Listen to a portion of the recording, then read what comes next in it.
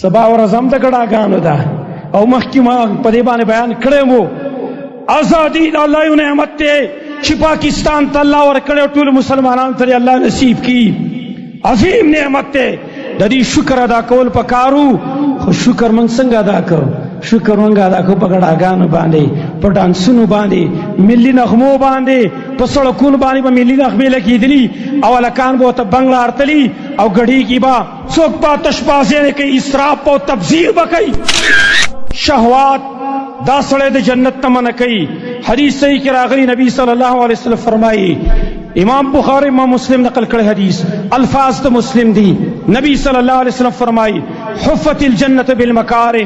جنت ته تیر چاپیره مشکلات دي وحفت النار بالشهوات او د جهنم نه تیر چاپیره خواهشات دي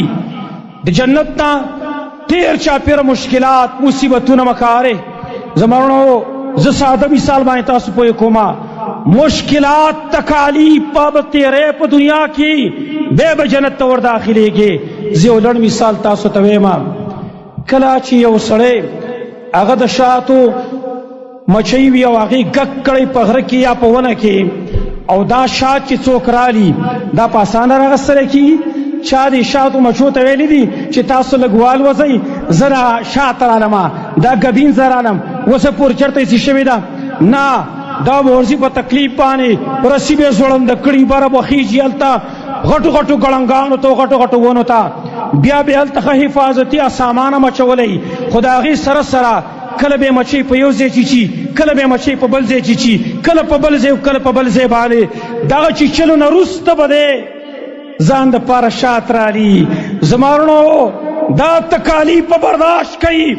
دی نه وروسته به د جنت میوې خورئ دی نه وروسته به د جنت مزې کوئ د هغې نه وروسته به د جنت د حور ملاقاتونه کوئ او که ته وایې چې دلته م سیبه ډول سرنا به وهم او ګډېږم به او دلته به م ګډاګانې کوم او هلته به م بیا مزې او خنداګانې وی کلا وحاشا دا شرط نشي کېدلی حفت الجنت بالمکاره جنت ته تیر چاپیره مشکلات دي مصیبتونه دي تکالیف دي وحفت النار بالشهوات او د جهنم نه تیر چاپیره خواهشات دي خواهشات چې څوک کوي خواهش پرست وي بس دی به جهنم ته ځان تیاری او جهنم په لاره باندې دی ور روان دی څومره چې ته ګانې اورې څومره ته زناګانې کې شراب خوري کې نشې تماشې کې ګډاګانې کې لکه سبا به م خلک ډېرې ګډاګانې کوي سبا ورځم د ګډاګانو ده او مخکې ما په دې باندې بیان کړی وو ازادي د الله یو نعمت دی چې پاکستان ته الله ورکړی ټول مسلمانانو ته الله نصیب کی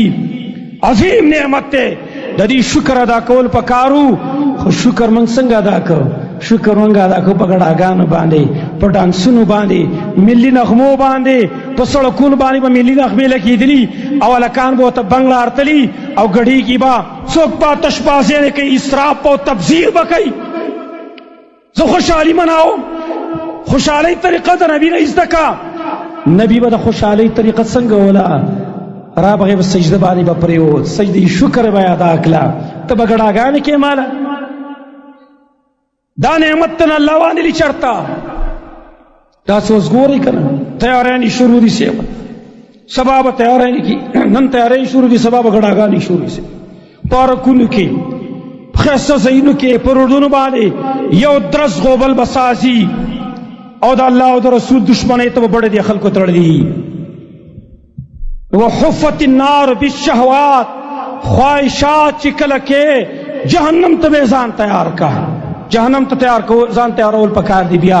رسول الله صلی الله علیه وسلم دا یې محسوس کړی وا امام بهقی شعب الایمان کې حدیث نقل کړي نبی صلی الله علیه وسلم فرمایي ان اخوف ما خاف علیکم الرياء والشهوه الخفیه ډېر خوفناک شی استاسو مبارک دا غینه یریکم هغه سره الرياء یو ریاکاری دا والشهوه الخفیه پټ شهوت پټ خواهش